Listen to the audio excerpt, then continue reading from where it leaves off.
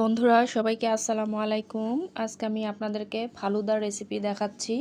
তো প্রথমে আমি একটু 1 কাপ পরিমাণ পানি নিয়েছি। এখন আমি জেল তৈরি করব। তো 2 প্যাকেট জেল রয়েছে এখানে প্যাকেটে, রাঁধুনি মিক্সড যেটা ফালুদা সেটা আমি নিয়েছি। তো সবুজ কালারেরটা আমি জেল তৈরি করে নিলাম। আবারও 1 কাপ পানি দিয়ে লাল কালার আছে, আমি লাল কালারটা দিয়ে দিলাম। আবারও একটা অন্য বাটিতে আমি ঢেলে নিব। এই জেলগুলো ঠান্ডা করে তারপর ফ্রিজে রাখতে হবে। এরপরে আপনি চাকু দিয়ে ছোট ছোট টুকরো করে কাটতে পারেন, যেরকম ইচ্ছা সাইজ ছোট ছোট টুকরো করে। তো আমি 2টা প্লেটে ঢেলে নিলাম। ঢেলে নিয়ে এখন আমি অন্য একটা পাত্র বসিয়ে দিয়েছি। এখানে আমি 1 কেজি পরিমাণ দুধ নিয়ে নিব, লিকুইড দুধ, গরুর দুধ এখানে নিয়েছি। এখন দুধটাকে আমি ভালোভাবে জাল করে নিব। আর দুধটা যখন একটু গরম হয়ে যাবে তখন এর মধ্যে আমি 1/2 কাপ পরিমাণ গুঁড়ো দুধ মিশিয়ে দিব। গুঁড়ো দুধটা আমি লিকুইডভাবে মিশিয়ে দিব। তো গুঁড়ো দুধটা দিয়ে দিলাম। গুঁড়ো দুধটা অপশনাল, এটা আপনারা চাইলে নাও দিতে পারেন।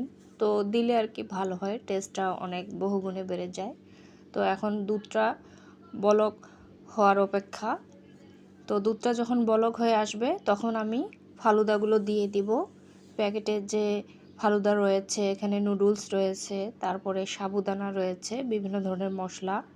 তো রাঁধুনি প্যাকেটে আসলে সুন্দরভাবে দেওয়া আছে,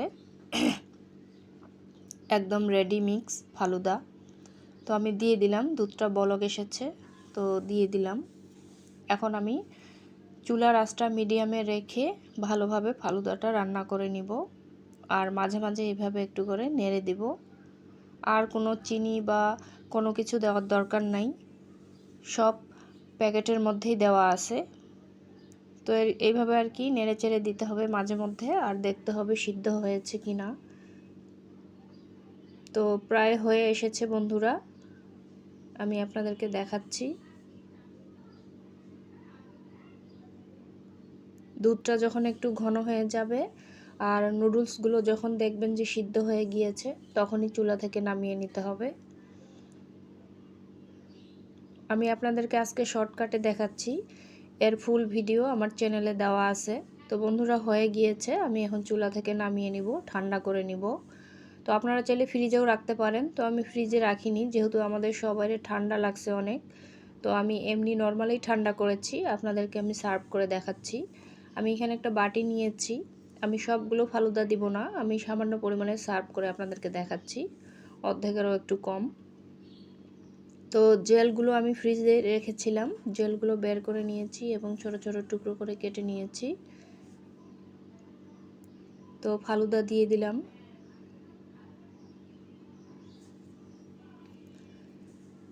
এখন আমি জেলগুলো দিয়ে দিব। আমি সামান্য পরিমাণে দিচ্ছি, অর্ধেকটা জেল আমি রেখে দিচ্ছি। আরও ফালুদা রয়েছে, আমি পরে ওগুলো দিয়ে দিব। কালারটা দেখেন বন্ধুরা, খুব সুন্দর এসেছে। লাল কালারটা, বিশেষ করে সবুজের সঙ্গে লাল একটু মেশালে রঙটা গাঢ় হয়ে যায়। আর এখানে আমি দিয়ে দিলাম কলা, ছোট ছোট টুকরো করে, আর আঙ্গুর। আপনারা চাইলে এখানে বেদানাও দিতে পারেন, আবার কালো আঙ্গুরও দিতে পারেন, যার যেটা খুশি। এরপরে আমি এখানে আইসক্রিম দিয়ে দিব। আইসক্রিম দিয়ে ভালোভাবে আমি মিক্সড করে নিব। আপনারা চাইলে বাটিতেও সার্ভ করে খেতে পারেন অথবা গ্লাসে ঢেলেও খেতে পারেন। তো আমি আপনাদেরকে গ্লাসে ঢেলে দেখাচ্ছি কতটা সুন্দর বন্ধুরা ফালুদা, অনেক মজাদার। রমজান ছাড়াও যে কোনো সময় আপনারা ফালুদা রান্না করে খেতে পারেন। খুবই সুন্দর একটা রেসিপি, দেখেন কতটা সুন্দর হয়েছে, একদম ইয়াম্মি। তো বন্ধুরা, রেসিপিটি ভালো লেগে থাকলে অবশ্যই লাইক, কমেন্ট, শেয়ার এবং সাবস্ক্রাইব করতে ভুলবেন না। সবাই ভালো থাকবেন, সবাই সবার প্রতি যত্ন নেবেন। সবাইকে আবারও আসসালামু আলাইকুম। আর কেমন হয়েছে অবশ্যই কমেন্টে জানাবেন। সবাইকে আল্লাহ হাফেজ।